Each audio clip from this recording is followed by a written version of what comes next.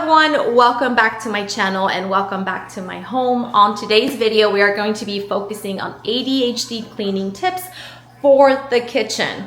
And just to give you guys a little background on myself, I am home with my kids and my husband 24/7 because we all work from home and we homeschool, which means we cook roughly about 21 meals a week in this kitchen. It is constantly being used from the morning to the night.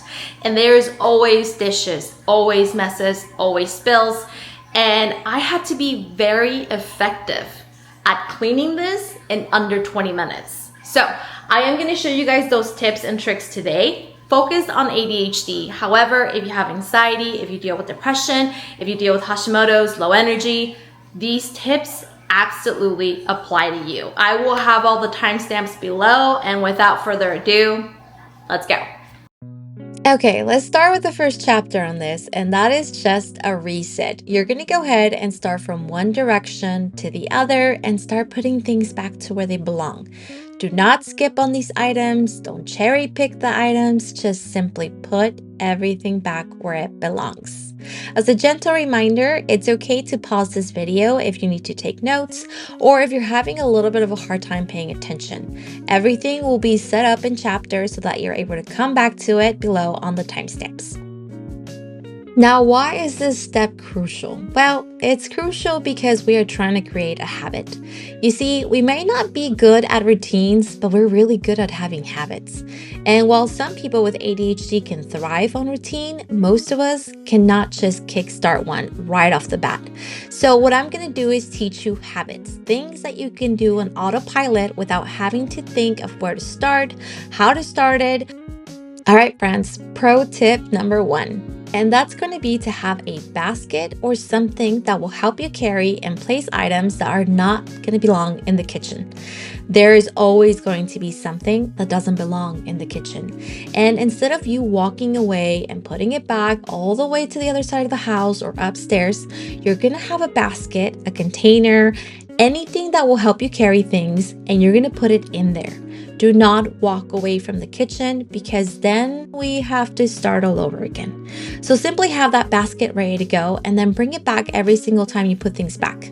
That will help you stay in the room and not go wandering off. Chapter 2 is going to involve dividing and conquering. And yes, that means that you may have to involve the family.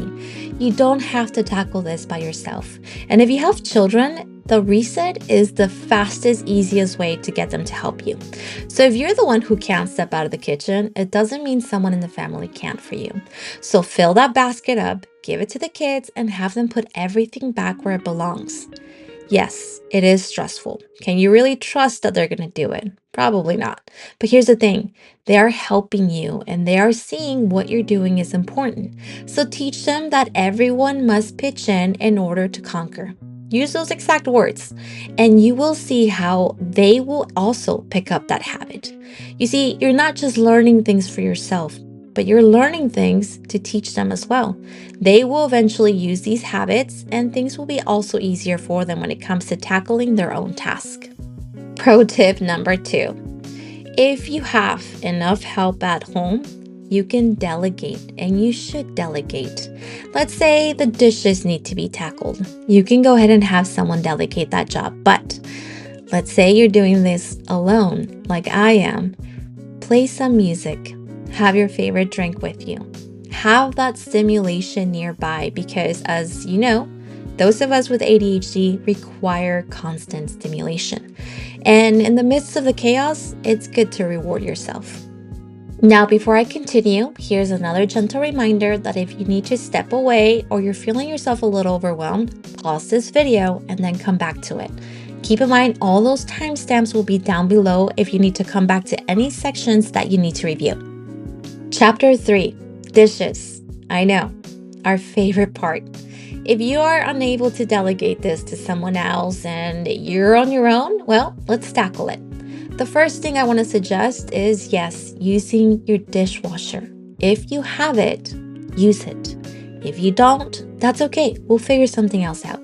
But using a tool that you have readily available to you should be the first thing you want to do. After all, you're already doing a lot of work. So let's try using things that can help us.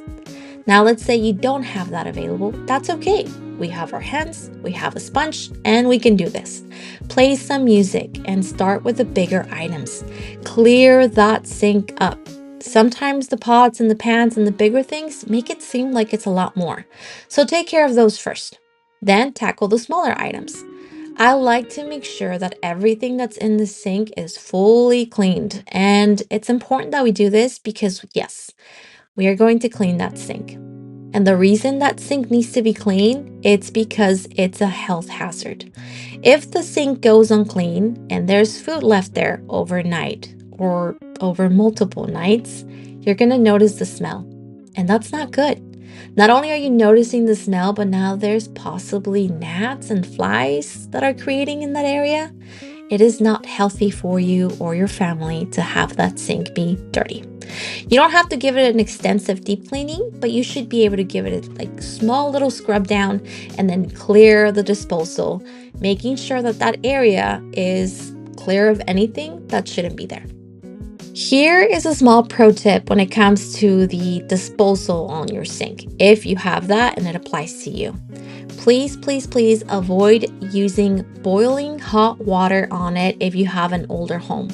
There are some pipes that are not meant to withstand boiling hot water. You might be doing yourself a disservice if you're using this because it might be damaging them. And we both know those are very expensive to change. Another thing that you might want to keep in mind, yes, vinegar and baking soda can be really, really good and they make that bubbly thing that we all love seeing, but they technically cancel themselves out.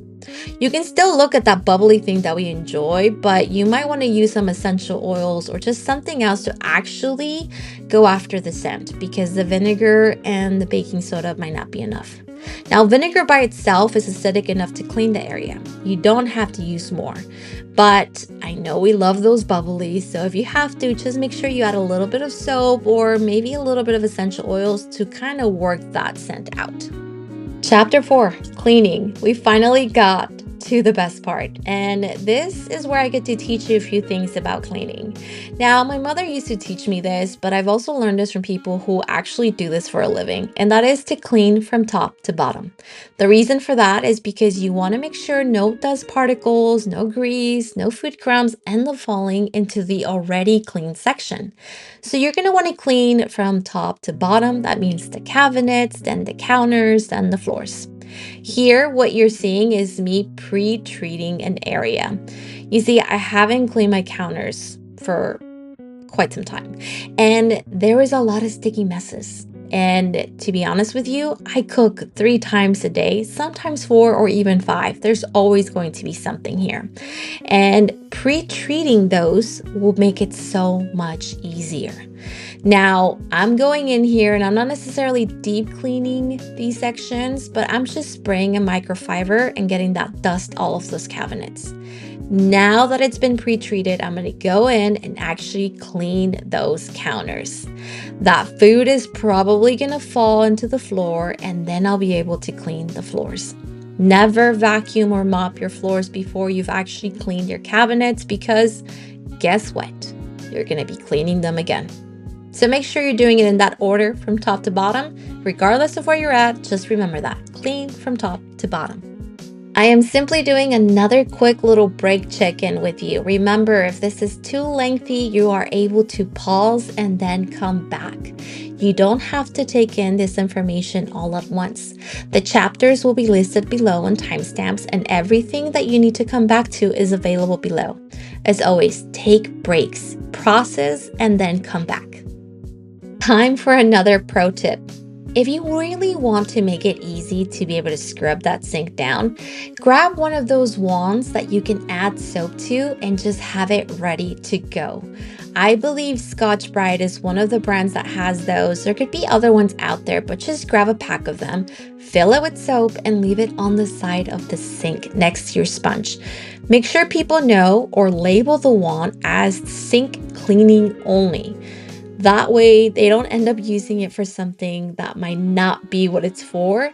And you also remember that that's there for that. So make sure the wand's always there. You can also use it on your stove, but always label things because, especially if you live with someone else, you don't want them to accidentally use that for something that they shouldn't. And we finally reached our last chapter, extras. And yes, the stove, the microwave, the fridge, and the dishwasher are considered extras. In the beginning, you might have heard me say how I consider my kitchen a puzzle. I clean everything in pieces. It is so much doable and easier for me to just look at everything in pieces because my brain can actually process. So I don't clean my stove daily, sometimes not even weekly. I do remove the food that's there, but I don't deep scrub it. So when I take a look around and I see that everything that is extra needs a little help, that's when I bring in the tools and I actually take care of these sections. However, you can make a note for yourself and stick it on the fridge, reminding yourself of when you should be cleaning these sections. Ideally, you want to remove the food of the stove daily, and you should clean it weekly. For the microwave, you can do a deep cleaning weekly or bi-weekly, and that should be enough. For the fridge, you should be cleaning it or at least emptying it every time you get groceries, or if there's a spill. Now, when it comes to the stove, everyone has a different type of material stove. Sometimes it's electric, sometimes it's going to be gas. So depending on that is how you will clean it. But just always make sure you use cleaners that are going to be easy to remove and that do not leave any residue that might be dangerous when it comes close to anything that's flammable. I'm now going to do my last check-in with you, and I know that it's probably a little annoying and some of you might not like this, but for those of us with ADHD, we really struggle with longer videos, especially when we're learning something. So I am going to be incorporating breaks and letting you know that it's okay to pause and it's okay to come back to it.